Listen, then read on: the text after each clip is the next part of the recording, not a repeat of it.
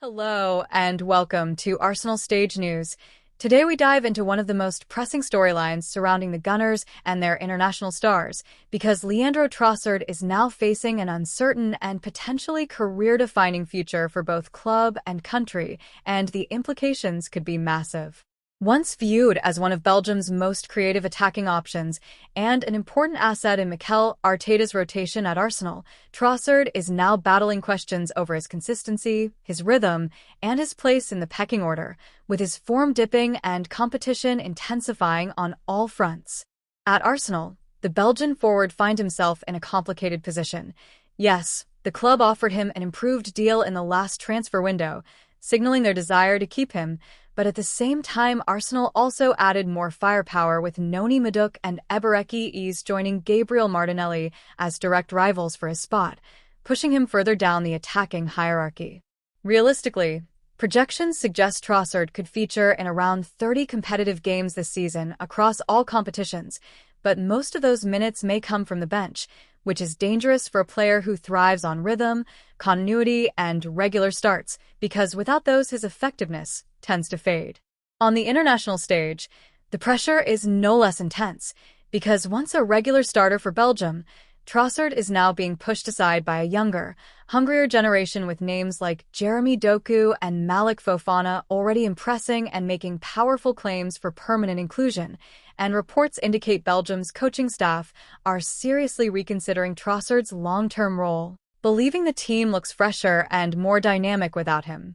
At 29, Trossard is approaching that transitional stage where he is no longer seen as the future of Belgian football, and unless he rediscovers form quickly, his influence could quietly disappear.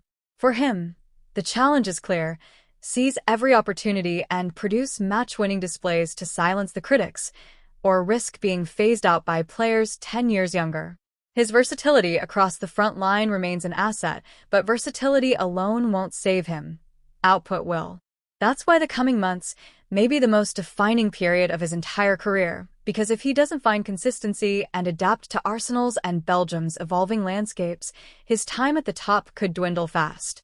In contrast, Arsenal fans do have a reason to smile, because Bukayo Saka has returned to training this week during the international break, and he is set to be ready for the crucial clash against Nottingham Forest this weekend.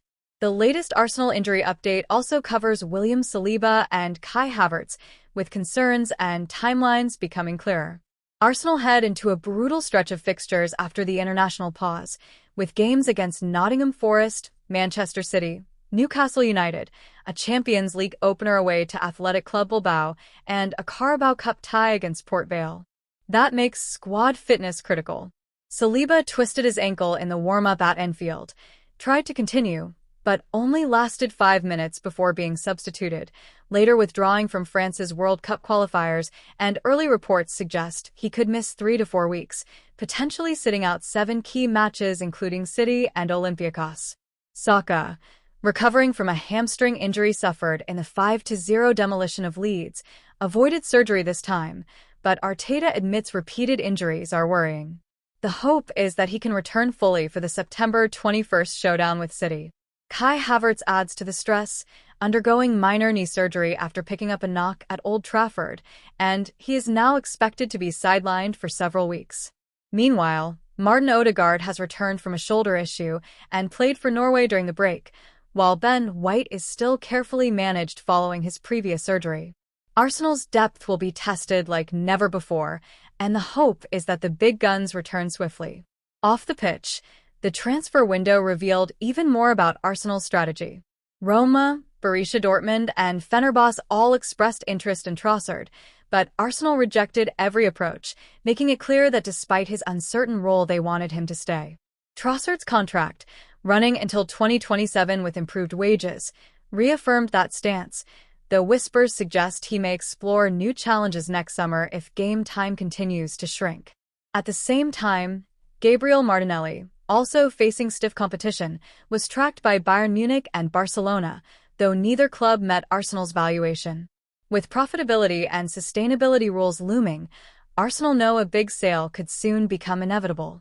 Albert Sambi Lokonga's departure did ease the wage bill slightly, with reports confirming his fee, was a modest £260,000 plus add-ons, showing the club's desire to cut costs where possible.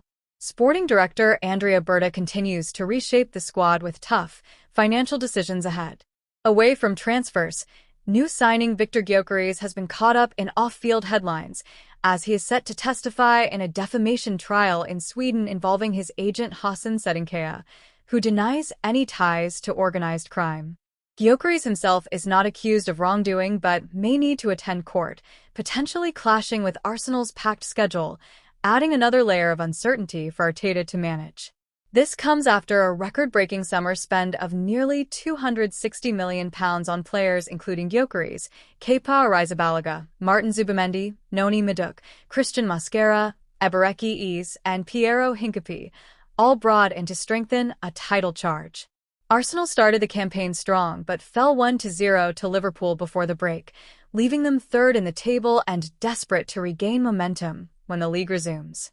With so much at stake, injuries piling up, veterans like Trossard fighting for relevance, and off-field distractions threatening stability, every Arsenal fan knows the next few weeks could define not just the season, but the direction of the entire project under Mikel Arteta.